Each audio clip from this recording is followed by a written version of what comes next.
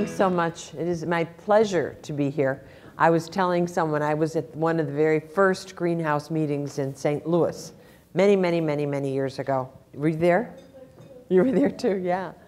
Yeah, and of course all of you know Anna Ortegara, and Anna is one of my very dearest friends. So I've been following the progression of the greenhouses. Actually, you know what? I was on the first board. I was on the board of Eden Alternative when the greenhouse concept was coming about. So I've been very much involved in greenhouses since the get-go.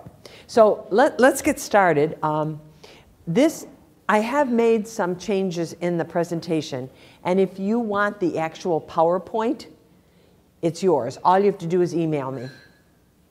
Or if you give Marianne or Troy your card at the end of the session, they will give it to me and I will email you the actual PowerPoint, okay?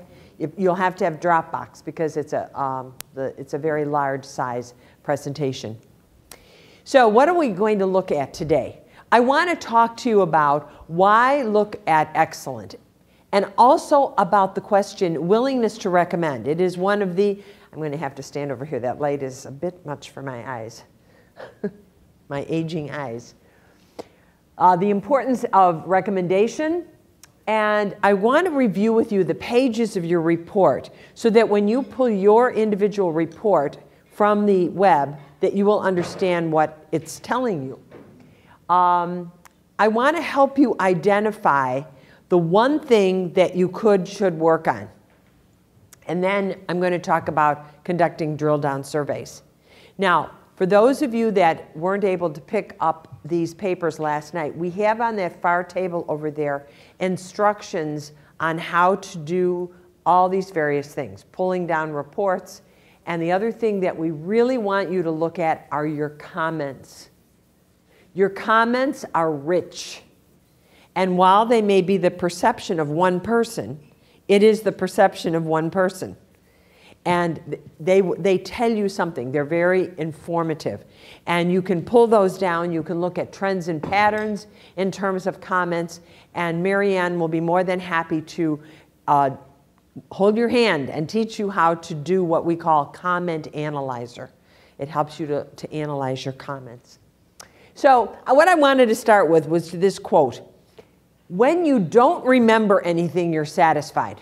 If you don't remember something, you're satisfied. If you remember it, it's because something memorable happened. Either it was excellent or it was pretty bad. So when you don't remember it, you're satisfied. Loyalty to an entity, to a person, is generated by memorable things that happen that you didn't expect. Memorable things that happen that you didn't expect. Now, in the traditional nursing home, people do not have high expectations.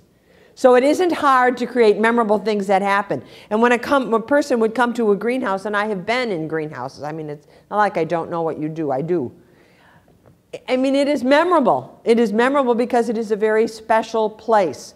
So there should be a tremendous amount of very happy people because you are creating memorable things that they didn't expect. The thing that comes to my mind when I think of memorable things that I didn't expect, in 1996, I moved from Chicago to Fort Smith, Arkansas for a job. And I didn't know where to go grocery shopping, so I asked my colleagues, where should I go grocery shopping? And they said, well, you need to go to Walmart. Now, I'm from Chicago. There was one, to this day, there's one Walmart in Chicago. They don't allow Walmarts in Chicago. You know why? Because of the way they treat their employees. So they don't, there is one Walmart in Chicago. In Fort Smith, there were 5. So I went to Walmart and I was amazed by the fact, is that my phone? No. Oh. It happened to me yesterday. I was speaking and my phone went off. It was the taxi driver. So anyway, I went to Walmart and I was amazed because I had barely ever been in a Walmart. And I was amazed that you could buy anything from a pencil to a live lobster in Walmart. So I was just taken back by the quality of the produce and everything. I get to the checkout counter and this lovely Southern woman says to me, honey, did you find everything you needed? And I looked at her and I said, well, you know, I forgot my eggs. But it's okay, they're back at the 20-yard line. I said, I'll get them on my next visit. No, honey, bless your soul. Everything was bless your soul, bless your heart. She blew a whistle, and a guy came up in rollerblades and got my eggs. Memorable things that happened that you didn't expect. I can still see the guy. So that is what we're talking about when we're talking about satisfaction. This is my granddaughter when she was 2 years old down at Disney World. She couldn't wait to see Winnie the Pooh. Couldn't wait. When she saw Winnie the Pooh, she ran. She ran pell-mell. And he opened up his arms and see how he treated her. Now, what if Winnie had been in a bad mood? What would have happened to her? What would have happened to her? It would have crushed her. Her girlfriend went down and she couldn't wait to see Snow White. Snow White had PMS or something that day. I'm not sure what her issue was, but she was most unfriendly to this little girl. And the little girl's whole visit to Disneyland was destroyed. When your elders wake up in the morning, do they want a Snow White or a Winnie the Pooh? They want a Winnie the Pooh. And sometimes our Shabazz have problems getting to work because they're single moms.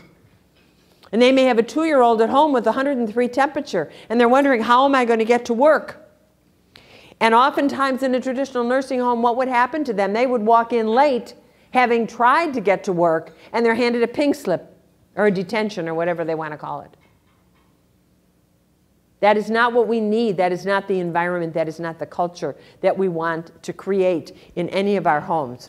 So it takes somebody doing something special beyond what is expected, but it doesn't take everybody. It takes one experience to make a person remember. One experience. And that is, to this day, my memory of Fort Smith. Loyalty comes from compassion. If you haven't read the book, If Disney Ran Your Hospital, 9.5 Things You Would Do. Have you read that book? With Fred Lee?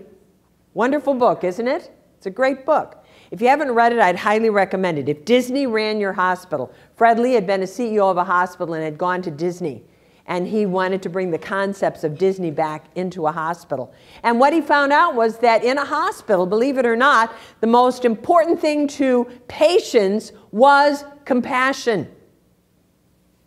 It was compassion. That was the most important thing to them. And if you look at the comment cards that are written, the word compassion, love, caring, kindness, those much exceed things like courtesy and competency. Because we expect courtesy and competency, don't we? We expect our nurses to be competent. We expect our Shabazz to be competent. We expect that. We expect them to be courteous. You don't get rave reviews for what is expected behavior. You don't get rave reviews. You get rave reviews for that which is not expected. So loyalty is often expressed because of the actions of one nurse on one shift. That's all it takes. Fred tells a story about a friend of his wife's who had breast cancer. I don't know if you heard him tell that story. And she was dying. And the doctor came in on one day and said to her, "I'm sorry, we've done everything we can. I have nothing more to offer you." And her husband was with her, and as all of us women who've had breast cancer know, we keep our chins up for our husbands because we don't want them to suffer. And when he left, she broke down. And the nurse came into her room, saw her crying. She had her pain pill, but she put the pill aside, and she sat on the bed, and she hugged that woman. And that's what that woman needed at that time. That's all she needed. She didn't need the pill, she needed compassion. And she will never forget that hospital or that nurse. And her feelings about that hospital are influenced by that nurse and that interaction. It only takes one. It only takes one. Caring, compassion, comforting, and kindness make up the bulk of the adjectives linked to patient loyalty, to resident loyalty. They are all rooted in empathy. What is empathy? The ability to share in another's emotions or feelings. When you have people in your greenhouses who have dementia, and their husband or wife comes to them, and they walk in to see them, and they are sitting with another person holding hands. You can tell that husband till the cows come home, she has dementia, she doesn't know, but his heart is still breaking. His heart is breaking. Do our staff have the empathy to deal with that man as well as his dear wife with dementia? When people receive empathy, they feel loved. Now, there's a 4-letter word that we cannot be afraid of to talk about in post-acute care. If our staff cannot love, they should not be working for us. I don't care where they are in the post-acute sector.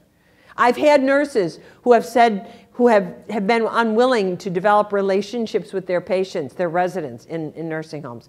I, as a director of nursing, have said to them, I have other suggestions for employment for you. Why don't you go and work in an ER? Short stay.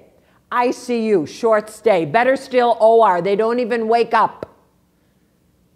Don't tell me that you learned in nursing school you don't want to become emotionally involved. I don't want to hear it. You are working in their home, and you have a home. You don't only create a home-like, the word home-like environment drives me nuts, first of all. We're not creating home-like environments. No one ever said, I want to die in a home-like environment. They said, I want to die at home. We're not creating home-like, thank you. We're creating home. This is home. Home. So let's look now at some of your results. First of all, we had 79 facilities participate in the resident satisfaction, 85 in the family, and 110 in the employee. The response rates for residents were very good. They exceeded the national benchmark. The response rates for employees were very good. They exceeded the national benchmark. The response rates for families, while they were not bad, they did not exceed what My Innerview normally gets, which is in the high 30s. So we still had an issue with families responding. Now, this we have seen, and I know this from experience, that response rates are very dependent on the enthusiasm of the guide. They're very, very responsive to that. If the guide lets people know that he or she wants to hear from them, they are more likely to respond. The other thing, do not fool yourself into thinking that because you had a low response rate, you had all bad answers. Because what we have seen is the higher the response rate, the better the scores. That is not intuitive, but it is a fact. The higher the response rate, the better the scores. And if you now, with your results, show your families that you listened to them, they will be much more likely to answer next year, if the same residents are there, of course. They will be much more likely. The best thing you can do to increase response rates is to demonstrate that you have used the information they provided you to make improvements. Best thing you can do. And then during the course of the survey, the next time you do the survey, we have the ability to send out postcards and things of this nature that you can say, you know, or put posters up. We're in the middle of our survey. You should have gotten it. We really want to hear from you. Okay? This is for the ALF surveys. I'm not going to go through all these numbers, but they are there in your handouts. This is the first page of the report. This tells you whether it's skilled or assisted living. It tells you whether it's for a resident, a family, or employee.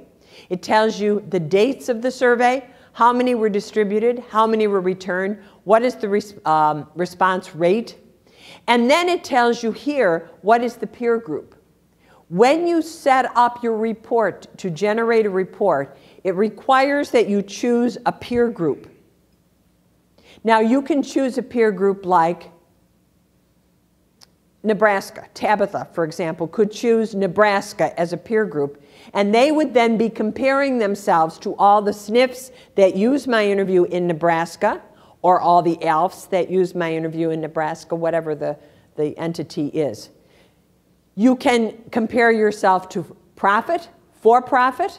Large, small, bed size. Now, we don't have anything as small as yours, but we do have, if you want to compare yourself to smaller institutional long-term care, you can do that.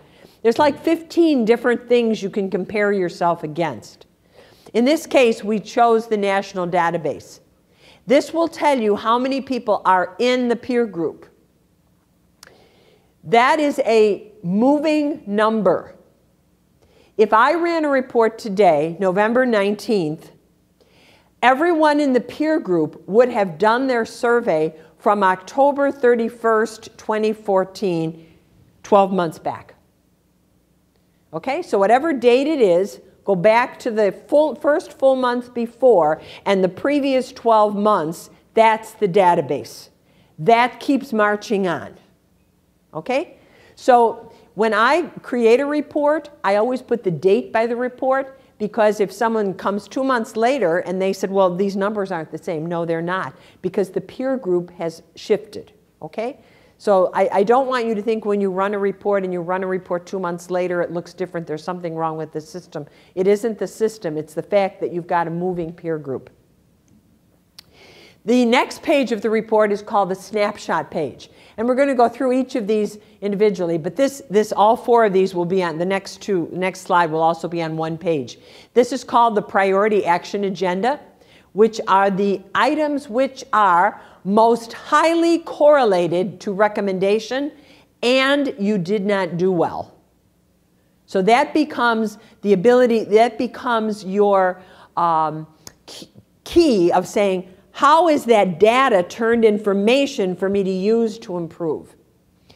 This particular section gives you the 5 items with the lowest percent excellent scores. The lowest percent excellent.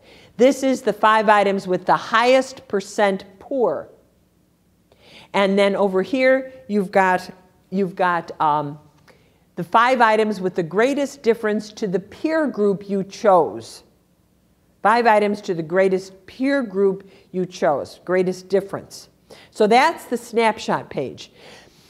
Why do I want you to look at excellent, and why would you look at excellent plus good? We use a 4-point scale, and we do that very purposefully so that people cannot put 3. Because 3 tells you nothing. Doesn't tell you anything. So excellent, good, fair, poor. Excellent plus good equals satisfied. Fair plus 4, dissatisfied. But excellent is really what you want to look at. Why would anyone choose average? Sometimes people do choose average, but my husband, who was one of the developers of My Innerview, the intellectual developers, I like to say, he will say, if your head is in the freezer and your feet are in the oven, on average, you are comfortable. So average, when you take anything average, you're looking at those tails, and depending on the size of the tails on the curve, that is going to impact that average score. And if you've got one side or the other that is way off, then that's going to affect your average. So that, I mean, I'm not saying don't look at average. I'm just saying I would prefer that you look at your excellent scores. How do you choose your peer group? I just talked about that. And then I want to talk about integrating data from different parts of the report. So why do you want to look at excellent? Research has shown us, and this is an article from the Harvard Business Review, research has shown us that in most of the industries there's a strong correlation between a company's growth rate and the percentage of its customers who say they are raving fans. That is, those who would give you a score of excellent. Those that are extremely likely to recommend you to a friend or colleague. And for users of My Innerview, that would be an excellent score on the question, would you recommend? Those are your raving fans. So if we look at the questions on the global satisfaction page, we are looking at 2 questions for families and residents. Would you recommend this as a place for care? What is your overall satisfaction? For the employees, you have, would you recommend this place as a place to work? What is your overall satisfaction? And would you recommend this as a place for care? There's 3 globals for the employees, 2 globals for families and residents. This allows you to compare yourself to the peer group, and it also gives you the score at the 90th percentile. Those facilities that are in the top, there are only 10% of facilities that are better than them. What is their score? Okay? So, what is that question recommendation? Why is that important? Number one, that question is used by researchers when they do research. It is, if there was only one question, that would be the question. Would you recommend? Because that is the highest evidence of loyalty, is recommendation. It correlates to occupancy, it correlates to quality indicators. We use it when we establish the priority action agenda. Why is willingness to promote such a strong indicator? Because when you recommend something to someone, you are putting your reputation on the line. If you went out for dinner last night and the menu was limited, the coffee was cold and the soup was salty, and someone walked into work and they said, you know, tomorrow's my wife's birthday, I would like to take her out to dinner. Really? Okay. Have you been to a restaurant? Yeah, I was at one last night. The guy comes in the next day and says, huh? My bill was wrong, the coffee was cold, the soup was salty. Funny thing, same thing happened to me. Then why did you recommend it? You put your reputation on the line when you recommend something. Did you ever recommend somebody? I mean, we've all had this experience. You recommended something to someone, and they came back and it wasn't the same for them. And you feel bad. So that's why this recommendation question is so important. Now, there's, unfortunately, there is something wrong with the way this is being projected because we cannot see the peer group score. Can you tell me, where's my friend over at the computer? David, can you just go over there and read for me what the peer group score is? Because it's not showing up here for whatever reason. Sometimes the resolution of the projector isn't what it should be. Oh, what it,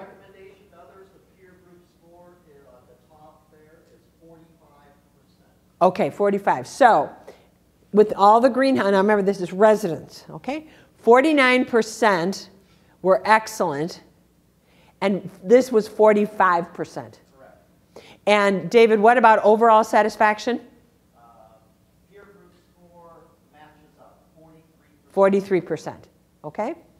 Those are the scores of excellent. All right, if we look at the scores of recommendation to others, the greenhouse scores were 91%, and the peer group was 88%. And the overall satisfaction, 90% versus 88% also. Okay. All right. And this will show on your handout when you get your handout. So the next page we're going to look at is the questions ranked by percent excellent. So the goal here is to increase everything to a blue. No matter what your political leanings are, you do want to be blue. Blue is excellent, green is good, yellow is fair, red is poor. Okay? So here's how the scores rank. And what I want to point out to you here is this is the label for the question, and this is the average score for you, for this aggregate data, and then this is the peer group, which is the My Innerview database. In those areas where there is a 0, that means it was a custom question, so there are no peers. It was a custom question to the greenhouse project. So your average is your average. There's nothing to compare yourself to. So, I mean, if we look at some things like, well, recommendation to others, here the average score is 79 versus 76. Overall satisfaction, average 78 to 76. Safety, look at this one. Really a difference of 5 points, 86 to 81. There are others where it isn't as strong of a difference. I wanted to show you a couple of them. Religious and spiritual needs, I thought this was interesting. The greenhouses showed 70%, whereas the national database was 75% average on that. So that might be, I mean, if that was your report, maybe that is something you might want to think about looking into. There was another one here I wanted to point out to you. Sorry? Yes. 71 to 73. You would think so. You would think so. Some of these were very surprising to me when I looked at the data. You know, they were very surprising. There was one here I'm trying to find out where it is. I wanted to talk about laundry. Well, for example, laundry, 71% versus 74. That should be because you do all their laundry right there. Responsiveness of management is always a question that does not get good scores and is very influential in whether they're going to recommend you. You were 1 point below the national on that particular score. The question is, this is the aggregate data. You have to look at your data. That is why I had asked and I had hoped that everyone that came to this session, did you have your reports with you? Thank you. Thank you. I love people who follow directions.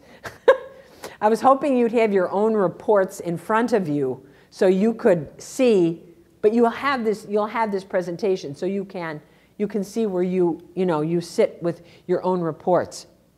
Oh, this is what I wanted to point out to you. Rehab therapy, 63% versus 76. Now, that could well be because perhaps the greenhouses don't have as much short stay, and therefore rehab is not such a focus. And that's my read on it. But this one was also one that struck my attention, was meaningfulness of activities, 63% versus 73%. Now, I know when I visited a greenhouse that there was some concern about activities because the Shabazim can only do so much in a day. And I know that was an issue. So I think that's an interesting thing you might want to look at. I was thinking to myself, because I saw Jack York here last night, and I thought to myself, well, if they had It's Never Too Late, they could have that working. And maybe that could, I'm not saying take the place, but augment some activities. You need something like that that's going on because you don't have the staff who can dedicate themselves to activities. I understand life is an activity. I understand all that. I understand they participate in meal preparation, and I get all that. But this score was still considerably lower, and I was thinking that might be something, actually, as a whole group, you might want to look at. Now, I just want to array this. We have several domains: quality of life, quality of care, quality of service. And this page shows you the questions in each of the domains by percent excellent, good, fair, poor. So if you want to pull the domains together and look at quality of life, quality of care, quality of service, and then your custom question domain. Now, if the middle group is small and excellent and poor are more or less equal, there may be a polarizing. So in other words, you don't have this. I'm just telling you what I tell people to look for. If they're excellent and good are the same, if they're excellent and poor are the same, you've got polarity. You've got as many people who love you as hate you on an issue. The other thing is you always, and I doubt you will see this, but again, this is what I tell people. If there's any question where your poor exceeds your excellent, there's a real problem, okay? But you're not going to have that. I can see that from the aggregate data. Now, the next thing we're going to talk about is the quadrant analysis, from which comes the priority action agenda. The quadrant analysis is based on two concepts. The concept of the score. Excellent is 100, good is 67, fair is 33, poor is 0. So for every question, the average score is determined, and they are ranked with the highest score to the lowest score. Okay? So you've got a list here now of your questions ranked from the highest to the lowest. The next concept that we look at is what is the influence that each item has on recommendation. So statistically, in the computer, it is set up so that every question is statistically correlated to the question, would you recommend? So what is the influence? You may say, I mean, in a typical nursing home, laundry is always bad, right? They always have bad scores in a typical nursing home. But I've never heard anyone say, you need to go to Ruby's nursing home. She's got the best laundry in Tennessee. Nobody goes to a nursing home because of the laundry, even though the scores may be bad. So the question is, what are the influencers? So now we've got two concepts. We've got the concept of the score and the concept of the influence. A correlation coefficient can be anywhere from 0 to 1. Again, the questions are listed according to their correlation coefficient. So we got two lists: average score, correlation coefficient. Now we're going to map those. We're going to map those on a quadrant. And here's what I want to explain to you. The x-axis is the correlation, the influence. If the question is over here, it is not influencing them to recommend you. The closer it gets to here, the stronger the influence. So if in fact it were here, it has a very strong influence. It is one of the highest in the list of correlations. The y-axis is excellent, good, fair, poor, average. If all the scores were poor, it would be down here. And as they get up higher, the scores are excellent. So now we have the ability to map. Remember your trigonometry and your algebra? You map the x and the y coefficients. That's basically what this is doing.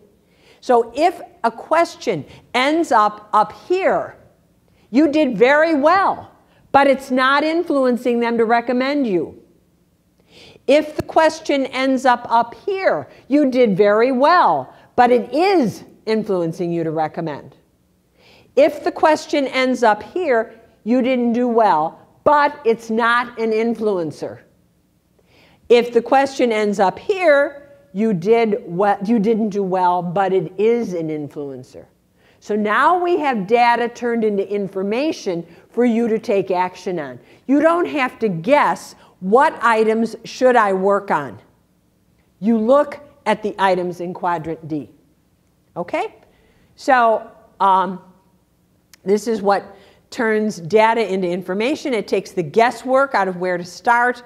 It identifies the areas that are most important. Now, what I included, which I didn't include earlier, was I thought you might like to see the general database for 2013 of residents.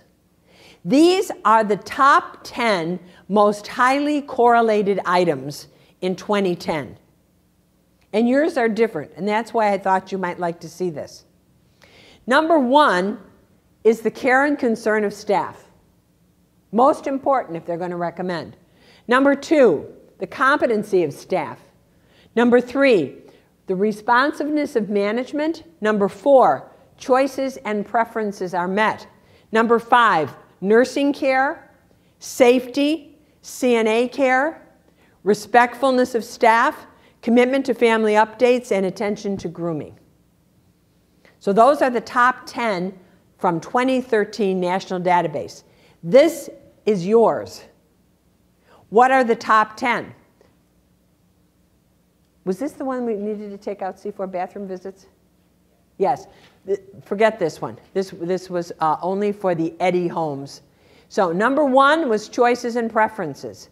It was most important to them. Number 2, competency was number 14, right here. Number 3, CNA care, which was actually, it should be labeled Shabazim care. That was 9, right here. Adequacy of staff, number 11.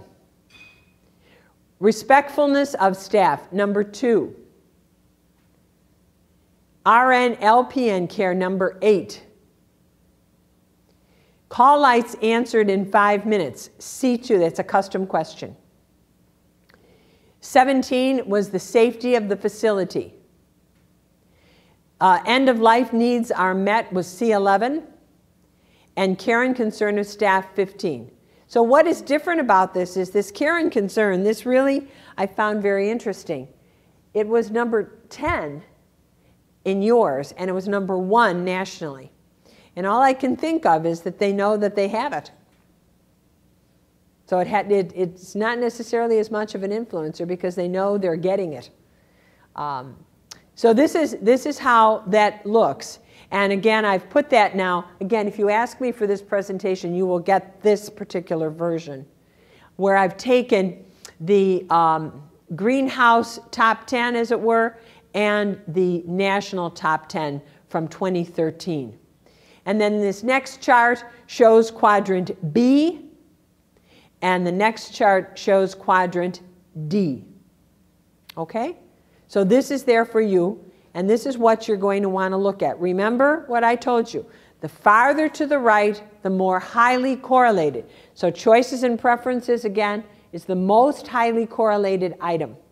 And it is in quadrant D. Now, what you have to realize, we are not the report is not comparing you to anyone else.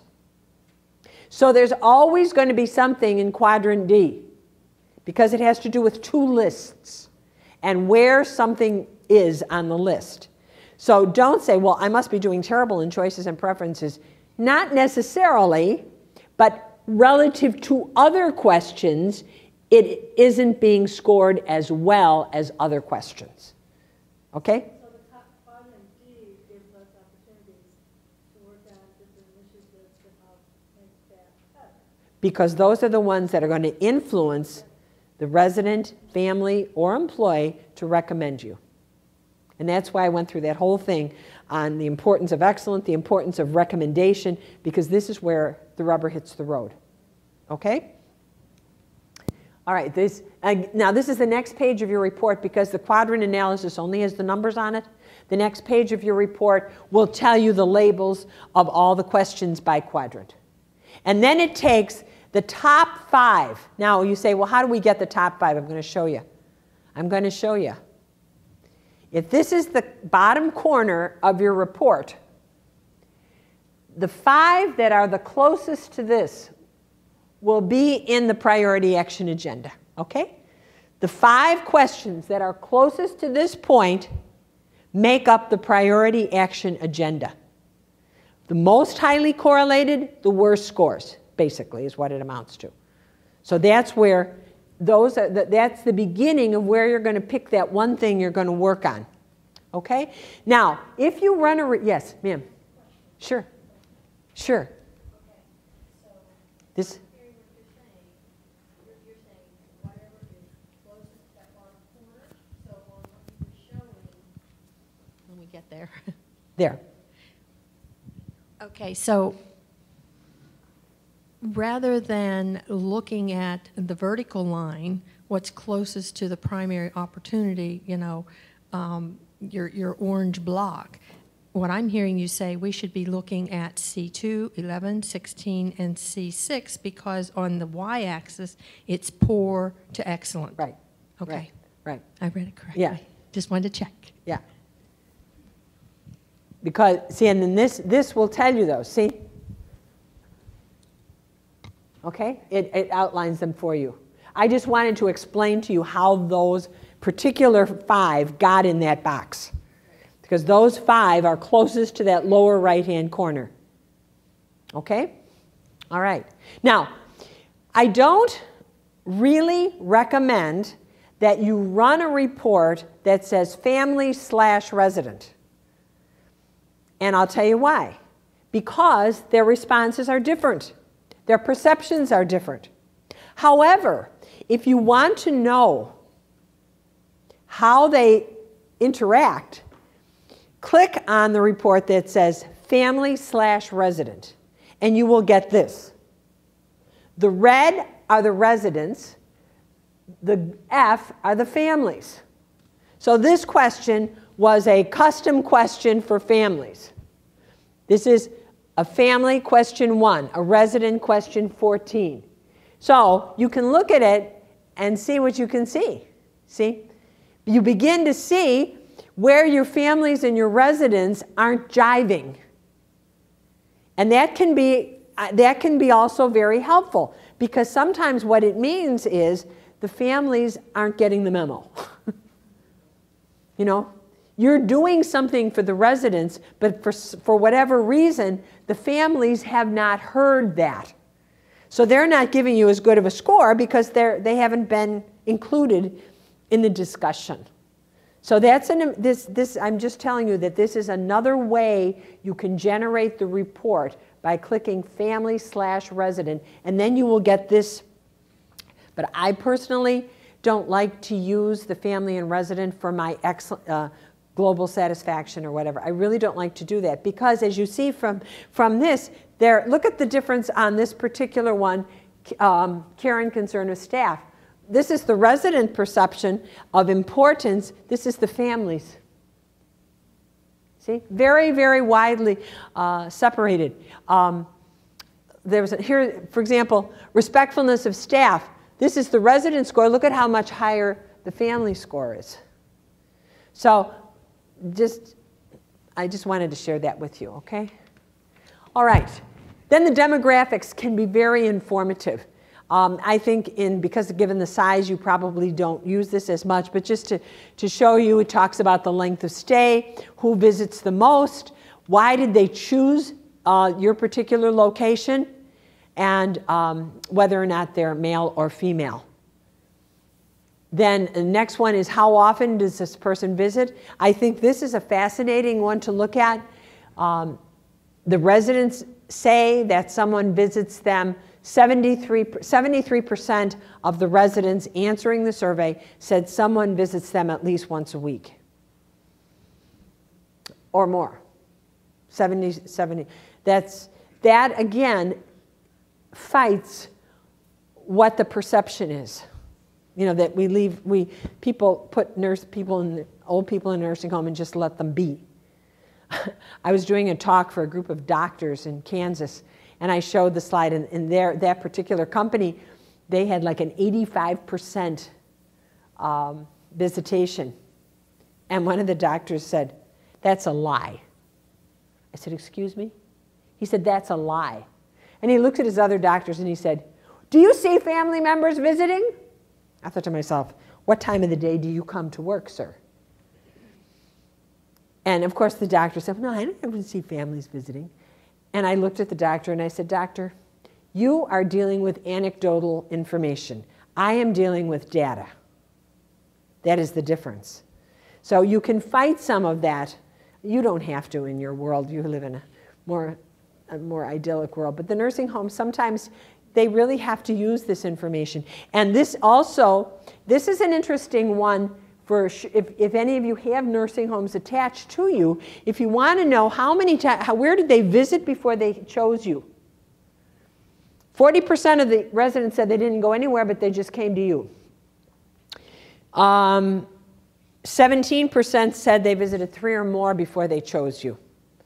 So there's some marketing things in here I think that might be useful to you. All right, then we have a comparison to peer group. This is a benchmarking tool to compare yourself to your peer group. So for example, this line means you would be equal to your peer group, okay? If the bar goes to the right, you are that much better than your peer group. If the bar goes to the left, you are that much worse than your peer group. So the score up here is percent excellent, the peer group score, the difference, and then the difference mapped.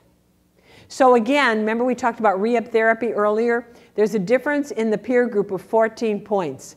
Meaningfulness of activities, a difference of 10 points. Religious and spiritual opportunities, a difference of 9 points, versus security, 17 points better, privacy, 13 points better, safety, 12 points better. So look at this, and again, if you want to compare yourself to your own state, and you want to use that for marketing purposes, when you generate your report, click peer group, whatever state you're in, and this will generate against your state. If you want to compare yourself to small homes, do that. You have a lot of choices, and you can use that for marketing then. I mean, I'm just telling you, take the one that gives you the best picture. Yes? Is there an ability to do regions? Because like we're right on the border. So can you No. Okay. No. And there's a reason. The reason for that is when My Innerview started, of course, we didn't have the same database size we do now, but they would not give anybody the ability to compare themselves unless there were at least 5 in the group. So when you get down to, like, let's say zip codes, you know, that's what you're kind of talking about. There have to be at least 5. Now, I think it's possible. Is it possible to run custom reports? Yes. I think you can. They can, you know, if you tell them, like, zip codes, this, and this, then they could pull the facilities from that zip code, those zip codes. If there are at least 5, then they can run the report, okay? Because they don't want to betray any integrity of data. That's the big deal here, okay? So this is based on excellent. This is based on excellent plus good. And then, of course, you can also generate the same page by average. All right? Now, let's see. Let's talk about percentile ranking. Now, this one tells you how far ahead or behind you are by survey item in the race for excellence. So what does it tell me? All right, now, just stick with me. Do not panic. You will understand this in 2 minutes. Here's the question. Percent excellent. The percentile rank. Where do you sit percentile-wise in the peer group you chose? Let's say it's Tabitha and you're choosing Nebraska. All right, there's 100 homes in Nebraska. I'm at the 97th percentile, meaning I am better than 97% of the homes in my peer group. Okay? So that's what this line tells you, your percentile rank. This one tells you the percentile at the 90th, I'm sorry, the score at the 90th percentile. So the facility that's at the 90th percentile for safety has a score of 86% excellent. Then we map it out for you.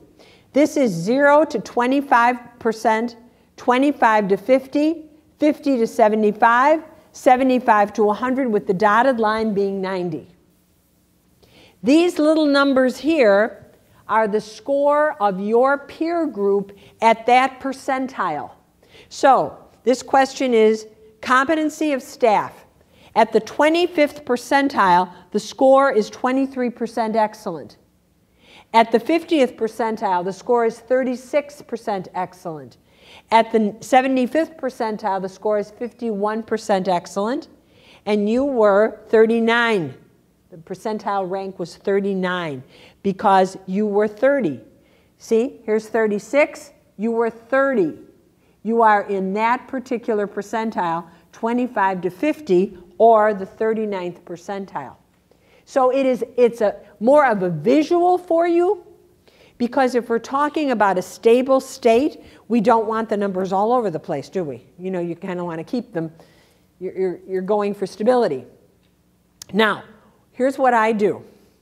I go back to my quadrant analysis, and I put a D next to the questions that were in quadrant D on my report.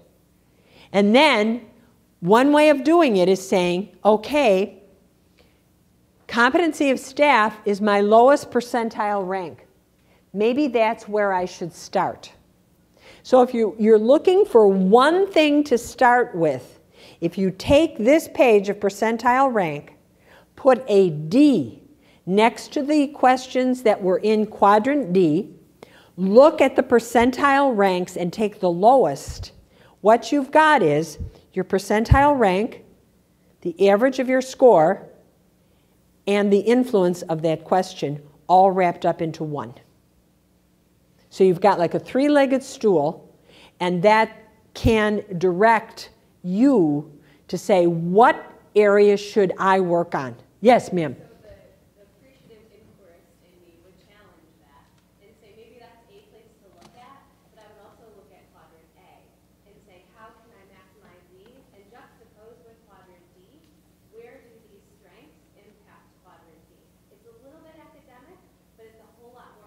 Actually, you want to go to quadrant B. Oh, B, thank you. That's all right. So it's a little academic, but it's also where I think it's where our greenhouse projects have to come from for consistency. Because if we're talking about appreciative inquiry, we're talking about strengths-based approaches to solutions, then I think we really want to look at where are we excelling as a program or as a home. Absolutely. And then how can we build on that? And it's good to know where you're struggling, but how do we leverage our strengths in order to impact those places where we may be struggling? Absolutely. And the other thing about, no, it isn't, because what I was going to say is quadrant B is where you want to make sure you don't slip. So you want to make sure that you're looking at quadrant B because you don't want those to slip to quadrant D. So it's like two sides of the coin. You need to look at both sides of the coin in order to get your outcome that you want. I appreciate your comments. Thank you. And this is a kind of a global page. It gives every one of the greenhouses, and it talks about their scores on quality of life, quality of care, quality of service. It talks about overall satisfaction, would you recommend, and this is their response rates. So this is an aggregated report. Not everyone has this. David would have that, and other people at the Greenhouse Project would have it. This is how you can look at your response rates. They show here, and then up here, the highest response rate was one of the greenhouses had 100%. The average response rate was 58%. Remember, this was residents. And the My Innerview average response rate is 49%. So that will tell you the response rate in the entire My Innerview database for whatever entity you're looking at. All right, now I am getting near the close of my talk. What I've done is you've got stuff here for families, very similar to what I showed you before. And then we've got employees. David, can you go back there? Because I just want to show this slide. This is the global satisfaction for employees. Remember I told you there's 3 questions. Overall, recommend for a job, recommend for care. Your scores of excellent were 26%. The peer group was? 23%. 23. Recommendation for job, 32%. Versus 26. 26. Recommendation for care? 26 for the peer group there too. Okay, all right. So your employees are, the difference between you and your peer group is greater for the employees than it is even for the residents. The families, just as a note, families are giving you good scores better than the residents. Okay, you just need to look at that one. And then this is the excellent plus good. We're not going to take time to go over that, David, because I want to, but I want you to look at your employees' scores. I really do. I think they're very instructive. This is the one thing that is very instructive, because I do know, because I'm very good friends with Anna, very good friends. I know the work that has gone in to employee education and training. And it really surprised me to find out that the top 3 for employees nationally were the same as the top 3 for you. Management cares about me, management is attentive to me, and I get help with my job stress. It's a universal. And ever since I've been with My Innerview, those have been the top 3. Management cares. And it's different from supervisor, okay? It's different from supervisor. We're talking about the guide now. We're talking about the guide, not the person. Not, well, in a nursing home like the charge nurse. Okay? So here you've got them right here. See? Management cares is number 10. Management is attentive. I get help with my job stress. This is a picture of the national. But this is really what I wanted to show you also. Pay. Look. They're not happy with their pay. What CNA would be? Okay, our society doesn't choose to give us enough money to pay them rightly. But it is the least influential to your Shabazz for recommending them as a place to work. The least. Of all the 18 questions, pay is the least influential. And I thought that was pretty significant. Now, in the national database, there are 3 questions, so it's the 4th from the bottom, but in yours, it's the bottom. The lowest correlated item, and it couldn't be any farther to the left and in the corner. So that I thought was a very interesting thing. I think there's a lot of idealism that we see among your Shabazz. They're given much more autonomy. They are more empowered. Yes, well, were you going to say something? No? Okay. Sorry, you were just scratching your head. Okay, so this is, again, on the left, I have put the greenhouse top 10, and on the right, the national top 10. Okay? Don't, as again, either give Mary Ann your card or send me an email, mary@myinnerview.com, and I'll be happy to send you this whole thing. This is the national database. I'm not going to go through this because I do want to get real quickly to another section. Yes, ma'am.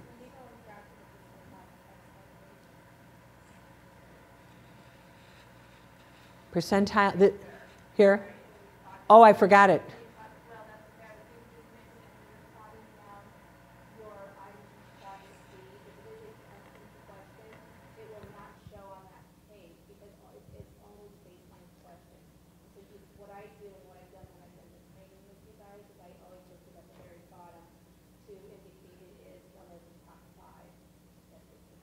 Very good point. Both the percentile rank page and comparison to peer group do not include custom questions because there's no comparison. Okay? All right. So we did the best we could with what we knew, and when we knew better, we did better. My hope is the worst thing you can do is not generate your reports. It's the worst thing you can do. This is giving you information that you did not have before. So do not hesitate, please, to use it. This is valuable information. We have seen, I mean, we've been doing this since 2001. We know when people pay attention to their data, guess what? They get better. When people leave the data on the shelf, they don't. And then they wonder next year, well, why isn't there a change? Well, I wonder. Because you didn't do anything. If you had a pressure sore rate of 5%, you didn't do anything, you think you're going to get better? No. It's the same with this data. So now you know better, so what are you going to do? This is one of our models. We have collected the data. We've tried to ensure its validity. We've turned this data into information for you. We have turned this into knowledge for you, given that quadrant analysis that will help you to study the processes. Now what you have to do is turn this knowledge into a plan and put that plan into action, and then remeasure. Do they have the ability to do surveys as often as they want? They do, and that is one thing to mention. So that quadrant analysis, the quantity is to focus on and measure on one or two items that you really want to hone in on, and perhaps do what we call as a drill down survey. It's simply 10 set of questions. You can do it as a survey, or you can do it as a focus group to get really in-depth feedback from the participant as to why they responded that way to help develop an action plan. Okay. Now, can I have a few extra minutes since we started late? I just want to show you how do you choose the issue. Start with the low-hanging fruit. Actually, I gave you a way to choose the one thing, but if you know of something that drives everybody nuts and you can fix it, fix it. Fix it. Because you know what? Then you have something to tell people. I listened to you, I acted, and this is the result. The other thing is, be sure you tell people what you do. Don't fix things and not tell people. At a community meeting, at a greenhouse meeting within your homes, talk to them about it. I mean, you have such an opportunity at dining time to talk about it around the table. You've got a ready-made focus group every meal. So, I mean, talk about these things and ask them. So, yes, go ahead. How do you change family members' perceptions around competency? About competency? Well, first of all, I would do the drill down survey with the families. Okay, for every question, we have 10 more questions. And you can get those. If you don't know how, Mary Ann will help you generate them. So I would find out from the families, what did they mean by giving me a bad score on lack of competency? What did you mean? Then when you get the results, if you send the results back to Marianne, now just a little trick about drill downs. You have to generate each drill down from the computer if you want us to analyze it, because they have unique zebra numbers. If you want to just do it yourself, you can generate one and copy it, but we cannot analyze it unless you, how many copies do you want? 10. Okay, fine. Then each one will have a zebra number, right? She'll help you go through that. Then you can send her and she'll send you a nice little report. If you just want to do it yourself and collate it, then you can do it however you want. Okay, so you get your results, you collate your results, and then I would say hold a focus group. You know, have the families come in. You don't have to have all of them, just some of them, and say, this was the results of what we have. Can you tell us what you said? And now you've got some more information from your drill down, and then you hold a focus group, and people will tell you. You may find out it's some stupid little thing. You know, it could be some insignificant little thing that caused them to think that maybe they didn't understand the word competency. You know, it depends.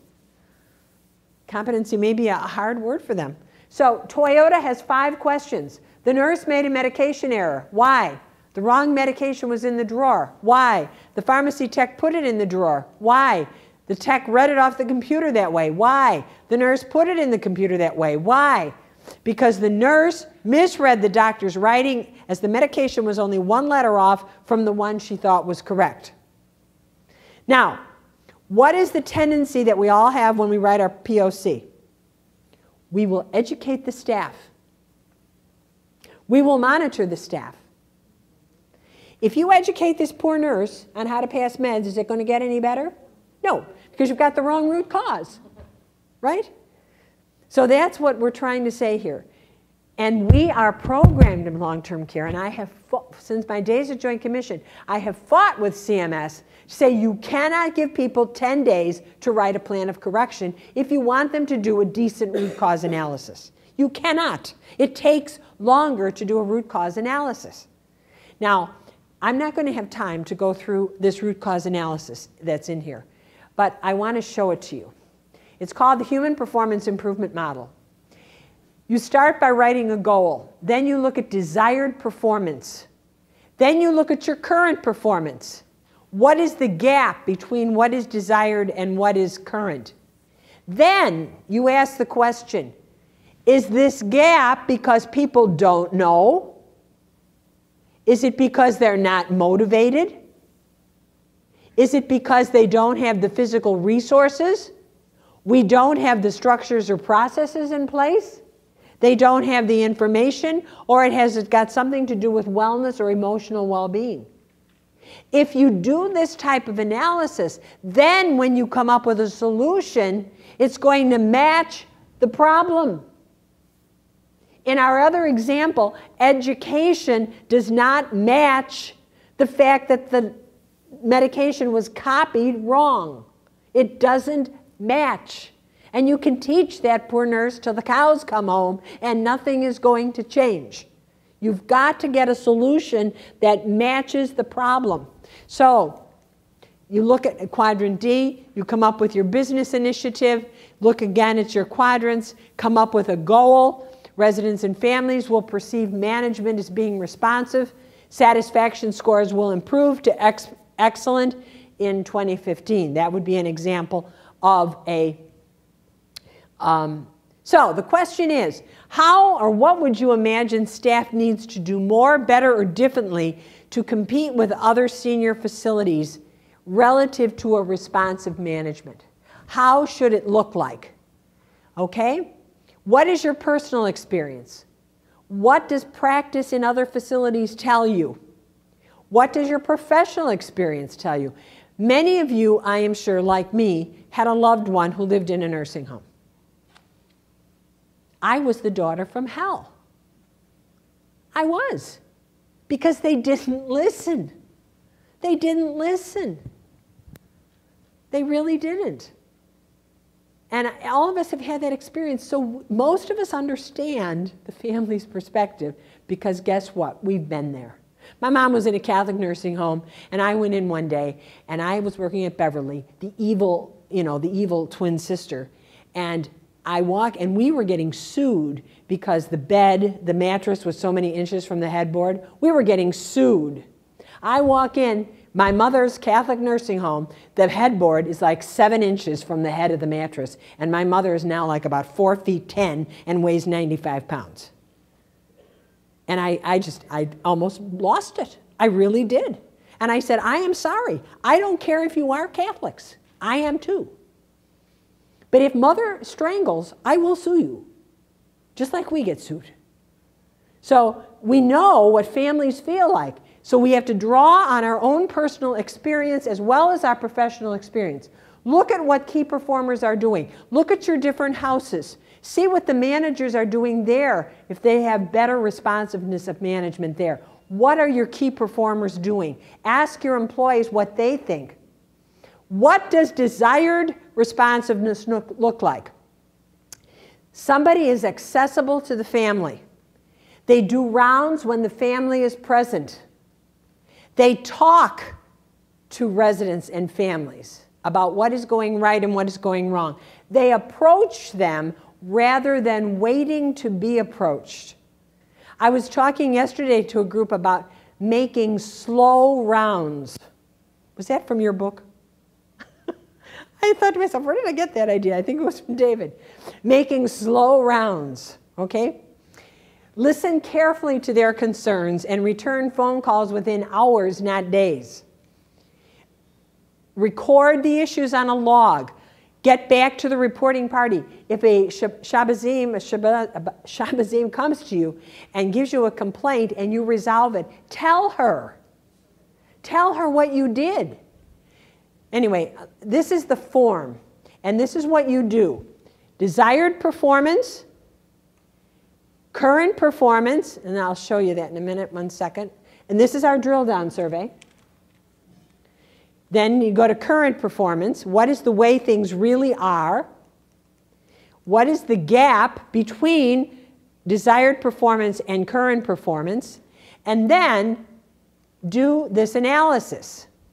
Let me just give you a couple of them.